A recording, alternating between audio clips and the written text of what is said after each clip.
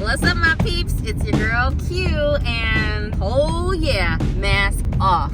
What? Well, you know, I haven't played live poker in a really long time, so you know this episode is gonna be a flashback. This is a flashback to a tournament series that I played last year, and this is part 1 of 3, because your girl was in there grinding hard. You're gonna see me make a lot of mistakes, you're gonna see me do some great things, and I think I'm better for it. So I'm actually headed to Vegas next week, and everyone's asking me, are you gonna play these 5-handed tables? What do you guys think? You guys think I should give it a shot? Should I like mask up and go in there and do what I do? I'm kind of nervous, I ain't even gonna lie, because like y'all know y'all mans is nasty already. So then there's that. But hit me up in the comments. Let me know what you guys think I should do while I'm in Vegas. If I should try to sit on a table or if I should go around and scope the scene out for y'all, my peeps. Okay, I love you and check it out. I've got a bed, I have my Wheaties and What's up, y'all? How's everybody doing? I'm doing good. Back in the sun. I'm at the bike, as you can see from the back.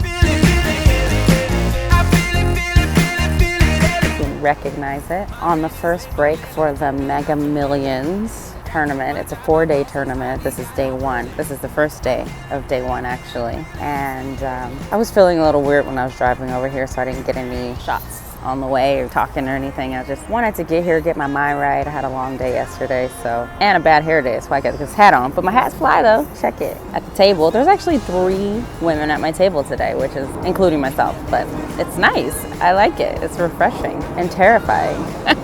Yeah, so it's the first break. It's early. It's 160 buy-in for 5,000 chips, and I did the add-on, which is an additional $100 for 8,000 chips. Duh, no freaking brainer.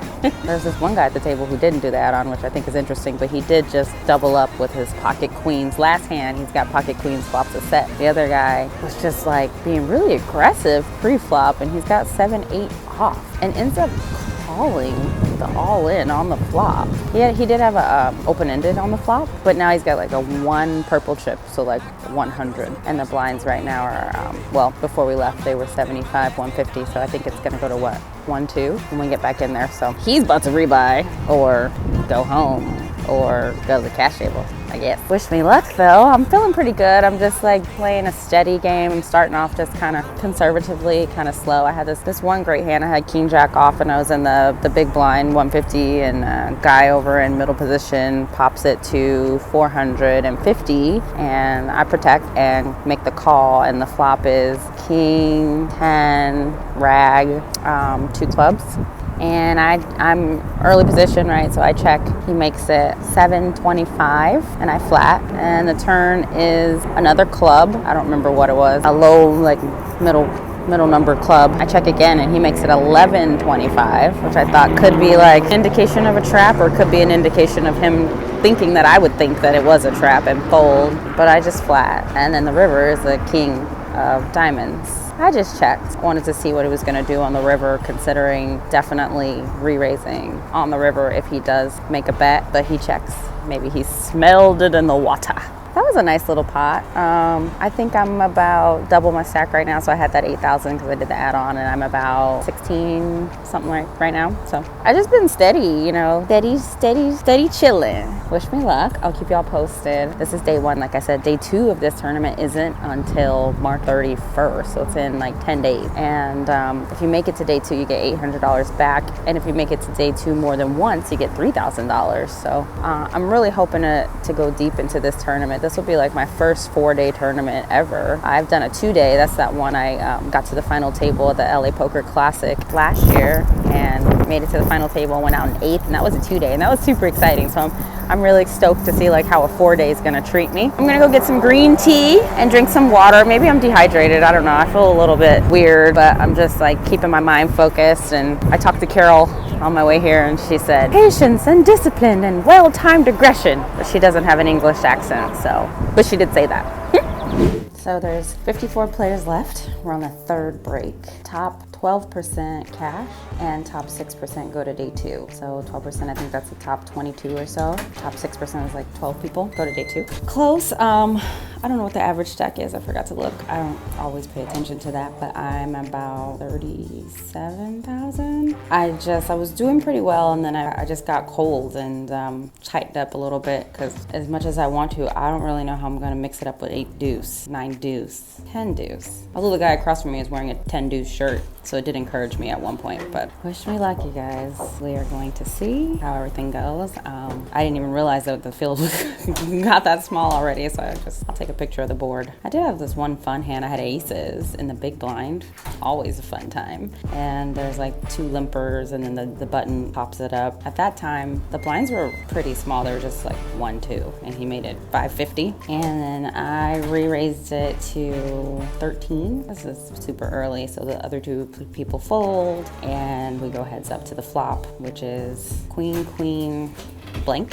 I'm first to act, and I just lead out for 2,000, and the button calls, and he's like a pretty, I guess, a loose player. I don't know if I'd call him a loose player, but he definitely mixes it up a lot. He's kind of one of those any 2 card kind of players. Seen him show down with some crazy hands, so it's possible that he has a queen, but I'm not really thinking he has a queen, so that's why I made that c-bet. Then the turn is another blank, like a 7 or something like that, like a 7 of diamonds, and I lead out for 3,500. And he doesn't take too long and insta flats, so that's slightly concerning, because I'm thinking it's not super wet board except for just that queen, those queens on there. There's no flush draws, there's no straight draws, so I'm like, what is he calling me with? And then the river is like a deuce of something, and I check and he checks back, and I show my aces and win that pot. I didn't bet the river because I just in case he was trying to trap me, which is definitely possible. I've seen him do it, so just in case I slow down a little bit, but end up scooping that pot, which is nice. And then the guy to my left is like, oh, you made me fold the queen pre-flop. I'm like, thank God, because anybody trying to see that? So about to go back in here. It's 10-minute break. I'm excited. I'm feeling good. I mean, my stack is not super huge. There's a big stack on my table. He's probably got like 80 grand. He seems like he's not too wild, so maybe he could double me up. That would be nice. All right, I'll let you know how it goes.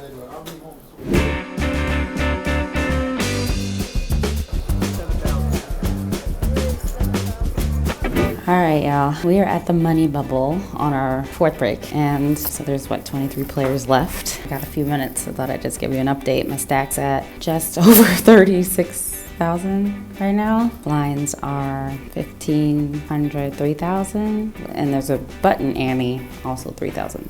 Obviously it's gonna go up. It's probably gonna go to 2.4. I was doing really well. I got a table change, and I moved to this new table, my first table change of the day, and I made like 40,000 in like 4 hands. Some of them just making good decisions. There was one I had ace 10, and I was on the big blind, and the blinds were at that time 600, 1,200, and pre-flop the dealer makes it 4,000. Yeah, that's right. The dealer made it 4,000 to go, and I just flat, being in early position, and the flop comes out jack jack blank, and I check, and he bets 4,000 again, and I'm not really believing him there, so I flat the 4,000. I tanked for a minute because I just wanted him to think that I was thinking about re-raising it, and it worked, because on the turn was like an 8 of diamonds, and he checks, check, check, and then the river is a 10, and I make it 7K, and he tanks for a minute, he pulls out 7K, does that little shuffle thing, and then he goes ahead and calls, and I just say, hey, I got a 10, and he mucks, and I show my ace 10. So that was nice. Between all those hands, I was doing pretty good. So then literally 6 hands in, like right after I'm scooping up another pot, he moves me for a table change, and I sit down. There's a lot of big stacks at the table, but my first hand I get pocket 10s. We play that out, and I end up winning that hand for another maybe 10,000. Gosh darn it. Gosh darn it. I'm out in 16th place. I cashed for $400. So I made $140 freaking dollars on the button with pocket 7s, and like everybody limps into the pot. There's like 2 limpers ahead, and I make it 15,000. The blinds at this time are 3,000, 6,000 with a big blind ante of 6,000, so I make it 15. Under the gun makes it 80, and at this time I probably have 75. No, and he was like a super big stack, but he was playing some crazy shit, so kind of couldn't tell if he was trying to get me off of it or whatnot, and I should have known better. I should have, like, he limp raised under the gun. That should have been a key indicator that I was way behind. I'm so mad at myself. Like, I feel stupid. Duh, what are you thinking? I honestly was thinking it was a flip, and I was like, I can win a flip. I was feeling really confident, and then he flips over. Pocket king. And honestly, on the turn, I just needed a 6, so I would have had a straight, but the river was 8. It's 11:45. I've been here since 4:30, grinding, like short stack, trying to build it up, and only to like make such a stupid decision in the end. I mean, I know some of you guys would probably say like, you know, it wasn't bad. Considering I was below average stack, I probably, even though I had 80,000, I was like the short stack at the table. I got, you know, 15 big blinds, whatever. But I don't know, there's like no easy way to lose, and I'm so competitive, and I freaking hate to lose. So I'll be back to try again. At least it gives me some confidence that, hey, you can do it. But I thought I was gonna do it today, and so I sad. Should I play Clash? Take my ass home. Good idea, huh? Drown your sorrows. Just kidding. I'm not that sad. I'm proud of myself. Chris told me I did a good job. I do, you know, have those regrets. I wish I woulda, coulda, shoulda regrets, but I will be back next week to give it another go. It's so funny. I was talking to Chris, and we were talking about PLO, which I actually have never played. So I'm gonna sit down on a cash table. It's just the 1 in 300. Just get my little moment real quick before. Thank you. Like my tequila in a cup. Just sit here for a minute. I don't plan on staying very much longer, but so Chris and I were talking about PLO, which I've never played before, but it sounds like fun, and I was like, let's give it a go. Lucky for me, there's no PLO playing right now, but I do want to learn. I want to, I mean, I guess I think I know how to play, but I do want to try to play one day and see what I can learn. So let's see how this cash goes. I'm still reeling, beating myself up about pocket sevens. I should have thought of the ICM. I should have thought of all of those things. I should know better. I just can't get over it. I should be going to day 2, you know? So mad at myself. I'm headed home, go see my husband. He always makes me feel better about life. I will try again next week. I feel good about it, so see how that goes. Thank you guys so much for watching. If you enjoyed this episode, please subscribe. You can also find me on Instagram at P's and Q's Poker. See you next time.